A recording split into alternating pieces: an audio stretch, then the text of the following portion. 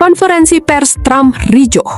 Ancaman hanjulkan infrastruktur Iran picu Senator AS akan upayakan untuk memaksulkan Donald Trump.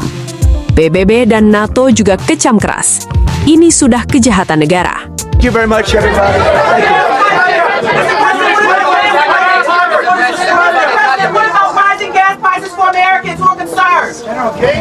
The principles, the facts, and the way out. First, the principles. The UN Charter provides the foundation for the maintenance of international peace and security. Konferensi pers Presiden Donald Trump pada tanggal 7 April 2026 yang membahas rencana kontroversial untuk menghancurkan infrastruktur Iran berakhir dengan suasana ricuh dan penuh ketegangan politik. Acara yang dihadiri oleh perwakilan dari berbagai negara, termasuk anggota NATO, PBB, dan beberapa pejabat tinggi Amerika Serikat, berubah menjadi panggung protes dan kecaman yang keras terhadap langkah Trump yang dianggap provokatif dan berbahaya bagi stabilitas regional maupun global.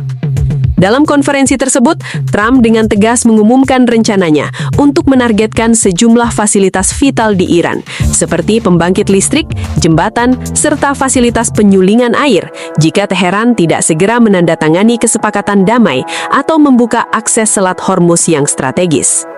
Hal tersebut akan dilakukan segera karena sudah dalam masa tenggang yang ditentukan sesuai apa yang ia katakan sebelumnya. Ancaman ini disampaikan dengan nada keras dan tanpa kompromi yang memicu gelombang kekhawatiran internasional akan potensi eskalasi konflik militer di Timur Tengah. Sebelumnya, Presiden Trump memang sudah beberapa kali mengirim ultimatum kepada Iran terkait isu Selat Hormuz. Saat itu, Donald Trump memberi waktu 10 hari, dan tepat hari ini, hari terakhir. Namun dalam rapat tersebut, kritik keras langsung mengalir, tidak hanya dari negara-negara yang hadir di konferensi, tetapi juga dari berbagai tokoh internasional dan organisasi seperti Perserikatan Bangsa-Bangsa atau PBB. Sekjen PBB mengutuk ancaman Trump itu sebagai bentuk potensi kejahatan perang karena menargetkan infrastruktur sipil yang memiliki dampak luas terhadap kehidupan masyarakat biasa di Iran. Hal ini diperkuat oleh dugaan bahwa militer AS dalam operasi-operasi sebelumnya telah menyerang gedung-gedung permukiman, sekolah, hingga universitas, yang jelas termasuk dalam pelanggaran hukum humaniter internasional. Lebih jauh, Senator AS sekaligus agen Badan Intelijen Pusat CIA, Elissa Slotkin, dengan tegas menyatakan bahwa langkah menghancurkan infrastruktur sipil di Iran tidak hanya melanggar Konvensi Jenewa, tetapi juga bertentangan dengan aturan perang yang diadopsi Pentagon sendiri. Sangat tidak bertanggung jawab dan salah, dan menghancurkan infrastruktur yang penting seperti jembatan dan pembangkit listrik, terutama ketika Presiden Trump sendiri mengklaim bahwa tujuan perang ini adalah untuk membantu rakyat Iran, ujar Slotkin dalam rapat tersebut. Senator tersebut bukan hanya memberikan kritikan di depan umum, ia bahkan menyebutkan Presiden Amerika ini sudah tidak waras dan sebaiknya dilengsarkan karena sudah melakukan kejahatan perang, juga membuat negara terancam. Apa yang dilakukan Senator AS sekaligus agen Badan Intelijen Pusat CIA ini sangat berani karena ia adalah salah satu tokoh politik Partai Demokrat yang juga mendukung Donald Trump waktu pemilihan presiden dulu. Namun puncak kontroversi justru terjadi saat konferensi pers memasuki sesi tanya-jawab, ketika beberapa reporter dengan penuh keseriusan meminta agar Trump mempertimbangkan upaya penyelesaian damai dan mengakhiri konflik yang tengah berlangsung. Presiden AS tersebut justru berbalik mengucapkan permintaan yang dianggap tak ada hubungannya dengan isu Iran. Dengan santai, Trump menyatakan keinginannya untuk memperoleh Greenland, pulau terbesar di dunia yang secara geografis terletak di wilayah Arktik dan secara administratif merupakan wilayah otonom Kerajaan Denmark. Pernyataan tersebut mengejutkan banyak pihak, terutama mengingat situasi genting akibat ancamannya perang terhadap Iran. Greenland sendiri memang memiliki nilai strategis karena letaknya yang berdekatan dengan Samudra Atlantik Utara dan Arktik, serta potensi sumber daya alam yang melimpah. Namun keinginan Trump untuk mengambil alih pulau tersebut tanpa pertimbangan diplomatik yang matang telah memicu kekhawatiran baru terkait ambisi geopolitiknya yang dianggap tidak realistis dan berlebihan. Ia bahkan dengan nada sinis menyebut bahwa NATO menolak Greenland kepada Amerika Serikat, sekaligus mengakhiri pernyataannya dengan kata selamat tinggal, lalu meninggalkan ruangan tanpa menyelesaikan diskusi yang sedang berlangsung. Dalam perjalanan keluar, seorang reporter berusaha mengajukan pertanyaan kritis terkait dampak kenaikan harga bahan bakar BBM di masyarakat Amerika yang semakin dirasakan akibat kondisi perang yang masih berkecamuk. Namun Trump mengabaikan pertanyaan tersebut dan terus berjalan meninggalkan ruang konferensi yang dipenuhi kehebohan dan protes dari para jurnalis serta diplomat yang hadir. Sontak, berita ini langsung meledak di berbagai dunia dan menjadi topik utama media-media luar negeri.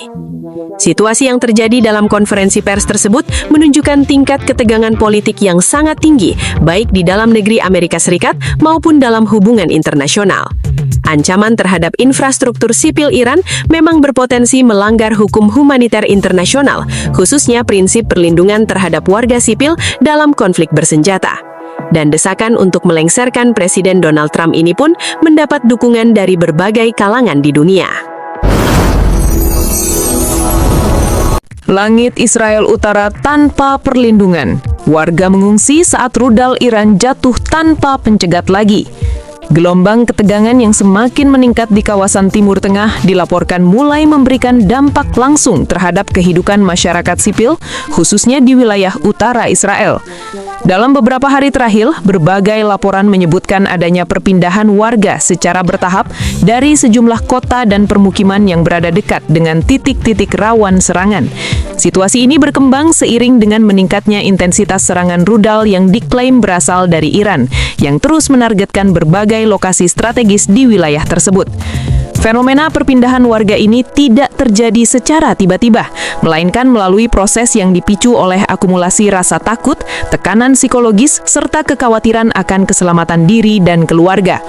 Banyak warga yang sebelumnya memilih bertahan, kini mulai mempertimbangkan untuk meninggalkan rumah mereka setelah melihat dampak nyata dari serangan yang terjadi dalam beberapa hari terakhir.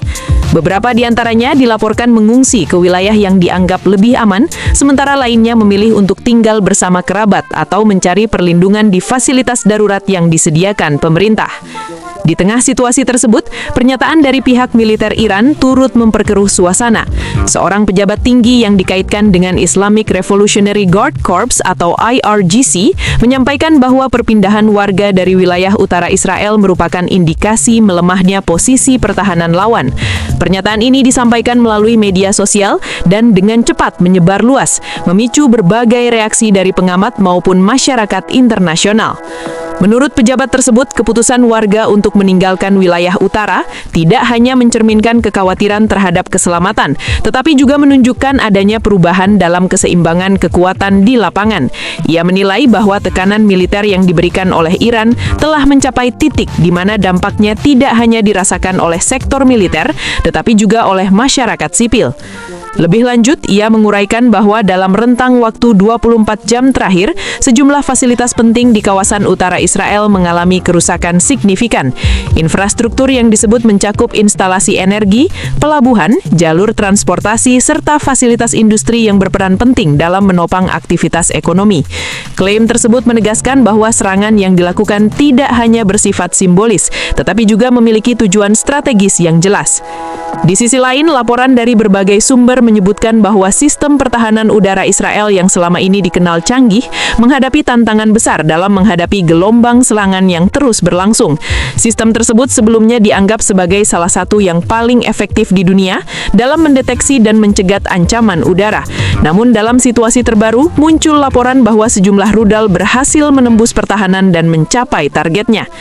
Meski demikian, penting untuk dicatat bahwa informasi yang beredar di tengah konflik seringkali dipengaruhi oleh kepentingan masing-masing pihak. Klaim keberhasilan maupun kegagalan sistem pertahanan tidak selalu dapat diverifikasi secara independen, sehingga perlu disikapi dengan hati-hati.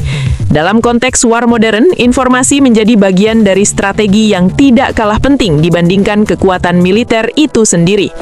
Iran sendiri secara konsisten menyatakan bahwa seluruh operasi militernya merupakan bentuk pembelaan diri. Pemerintah di Teheran menegaskan bahwa tindakan tersebut merupakan respon atas serangan sebelumnya yang ditujukan terhadap wilayah dan infrastruktur mereka. Dalam narasi yang dibangun, Iran menempatkan dirinya sebagai pihak yang bereaksi terhadap agresi, bukan sebagai pihak yang memulai konflik. Konflik ini disebut mulai meningkat sejak akhir Februari ketika terjadi serangkaian serangan yang memicu eskalasi lebih luas antara Iran dan Israel dengan keterlibatan tidak langsung dari Amerika Serikat. Sejak saat itu, kedua pihak terlibat dalam aksi saling balas yang semakin intens, baik melalui serangan langsung maupun melalui berbagai bentuk tekanan lainnya.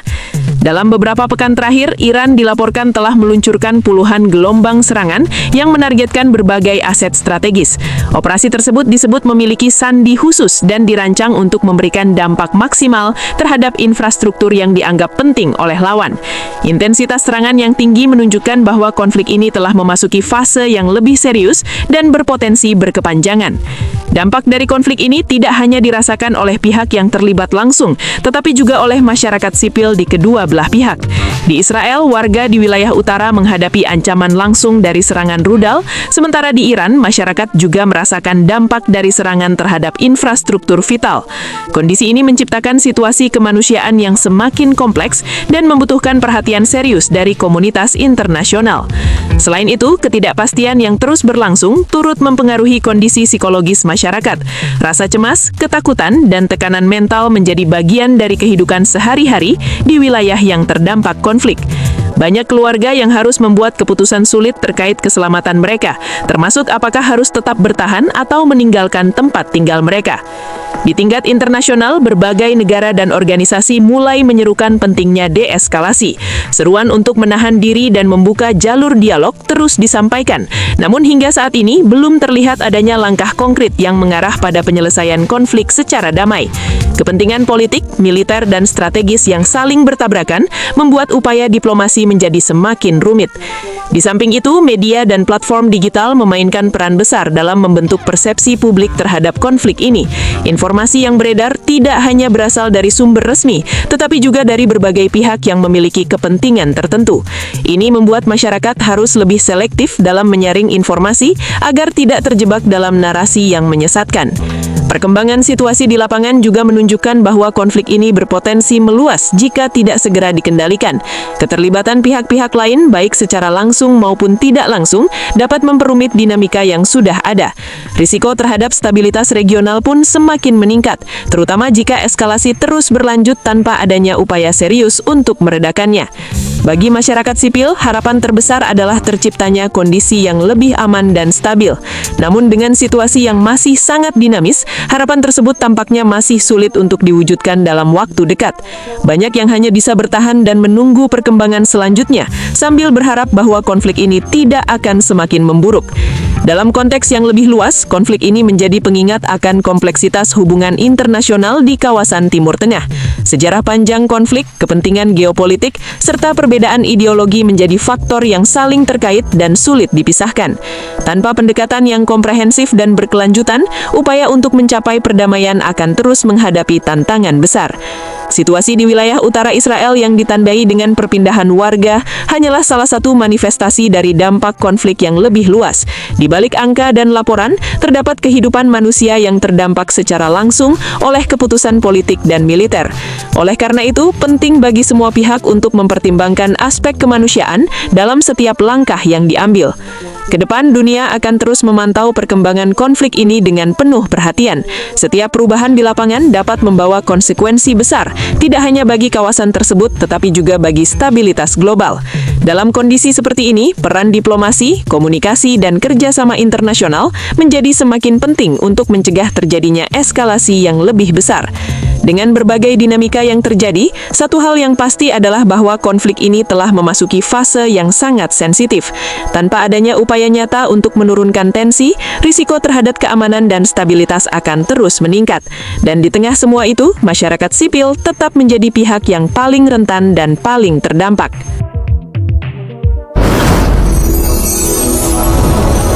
Negeri dalam kepungan serangan AS Israel, Iran menyatukan rakyatnya, jutaan warga siap berperang.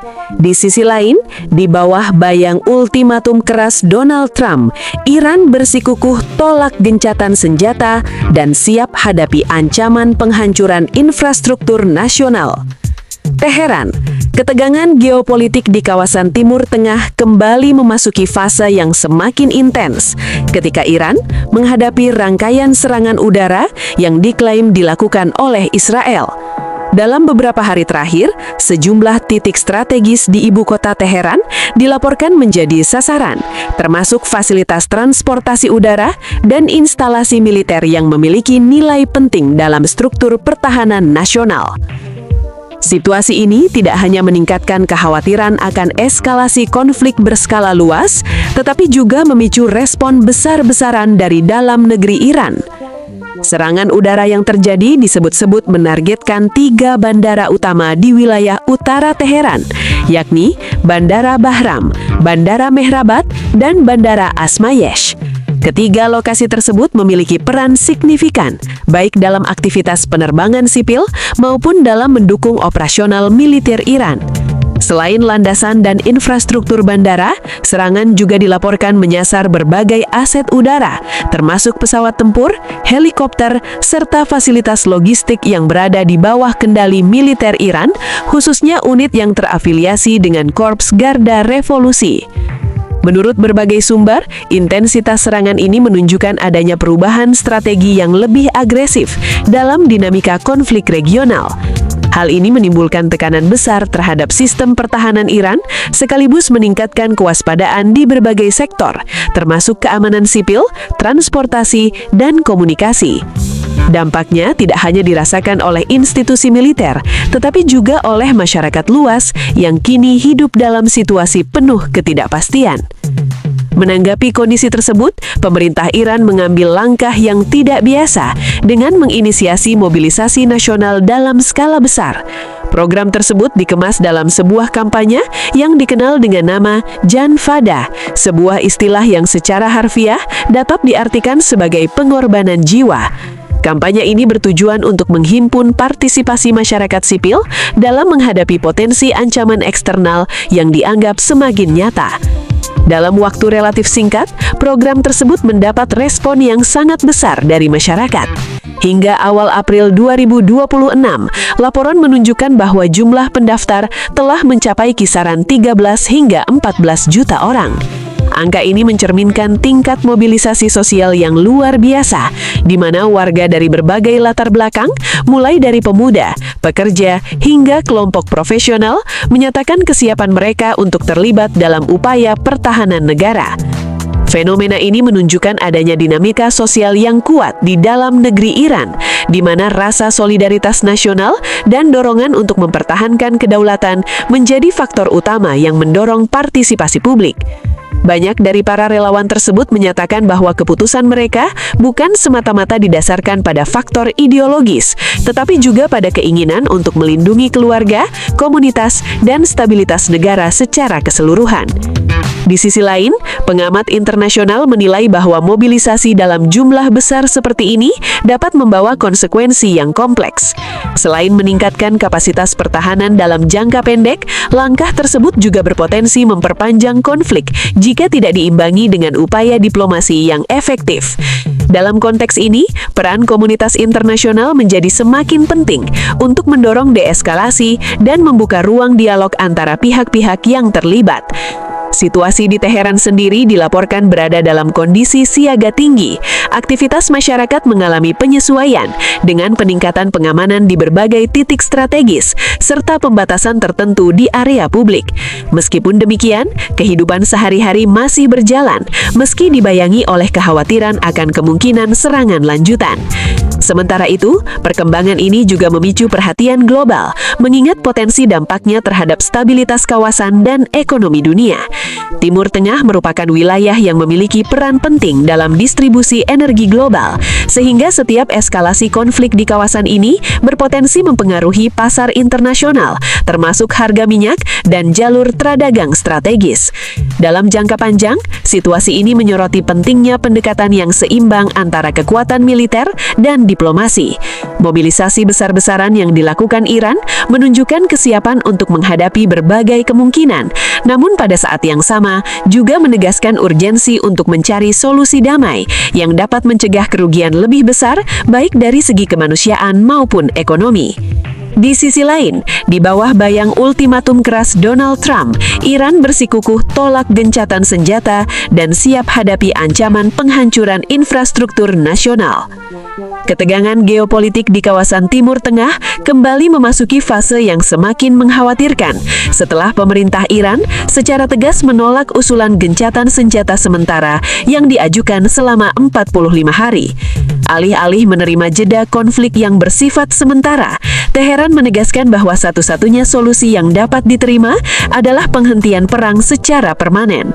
Sikap ini mencerminkan posisi keras Iran yang tidak ingin konflik berhenti hanya untuk kembali memanas di kemudian hari. Penolakan tersebut terjadi di tengah meningkatnya tekanan dari Amerika Serikat, khususnya setelah Presiden Donald Trump mengeluarkan ultimatum terkait pembukaan kembali jalur strategis Selat Hormuz. Jalur ini merupakan salah satu titik vital perdagangan energi global, sehingga setiap ancaman terhadap stabilitasnya dapat berdampak luas terhadap ekonomi dunia. Washington secara terbuka memperingatkan bahwa apabila tidak tercapai kesepakatan hingga tenggat waktu yang ditentukan, Selasa 7 April 2026 pukul 20.00 IST, maka opsi militer akan diperluas. Ancaman tersebut mencakup kemungkinan serangan terhadap infrastruktur penting Iran, termasuk pembangkit listrik, jaringan transportasi, serta jembatan utama. Ini menandai eskalasi yang berpotensi melampaui konflik militer konvensional dan masuk ke ranah werang infrastruktur. Dalam pernyataannya kembali, Trump menunjukkan sikap tanpa kompromi. Ia menegaskan bahwa ia tidak terlalu peduli dengan tuduhan pelanggaran hukum perang internasional jika langkah tersebut dianggap perlu untuk mencapai tujuan strategis Amerika Serikat. Pernyataan ini memicu kekhawatiran luas, terutama dari komunitas internasional yang melihat potensi pelanggaran serius terhadap norma kemanusiaan global.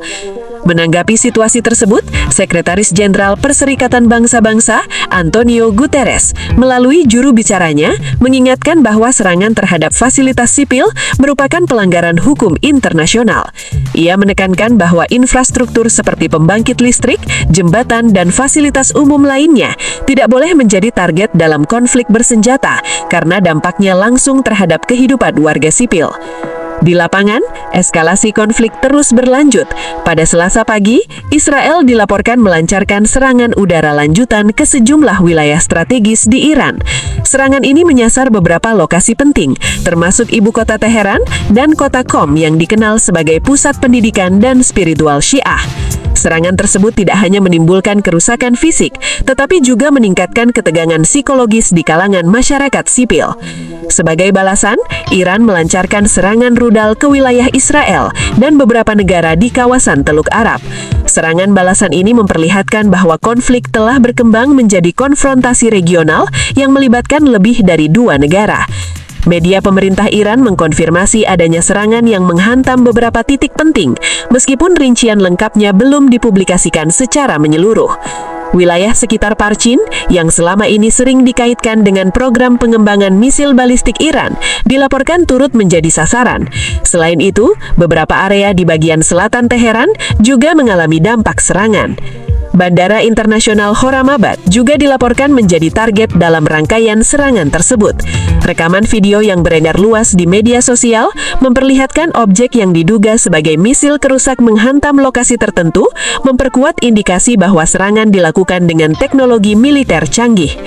Di tengah meningkatnya ancaman invasi darat, pemerintah Iran mengklaim adanya lonjakan besar dalam jumlah warga yang bersedia menjadi sukarelawan untuk mempertahankan negara. Televisi nasional Iran menyebutkan bahwa sekitar 14 juta orang telah mendaftarkan diri, angka yang meningkat drastis dibandingkan klaim sebelumnya yang mencapai 7 juta. Mobilisasi ini tidak hanya melibatkan warga sipil biasa, tetapi juga pensiunan militer yang didorong untuk kembali aktif dalam sistem pertahanan. Bahkan laporan menyebutkan bahwa kelompok Basij, organisasi paramiliter di bawah Garda Revolusi, telah mulai menerima anggota dari kalangan remaja, termasuk yang berusia sekitar 12 tahun. Hal ini memicu kekhawatiran internasional terkait penggunaan anak di bawah umur dalam konflik bersenjata. Sementara itu, dampak konflik juga mulai terasa di negara-negara sekitar. Jembatan King Fahad yang menghubungkan Arab Saudi dan Bahrain sempat ditutup akibat ancaman serangan Iran, sebelum akhirnya kembali dibuka. Penutupan ini terjadi setelah adanya laporan bahwa serangan rudal Iran menimbulkan kerusakan pada infrastruktur energi di Arab Saudi. Di Bahrain, situasi keamanan yang memburuk bahkan memaksa pemerintah menutup operasional bandar air selama beberapa pekan.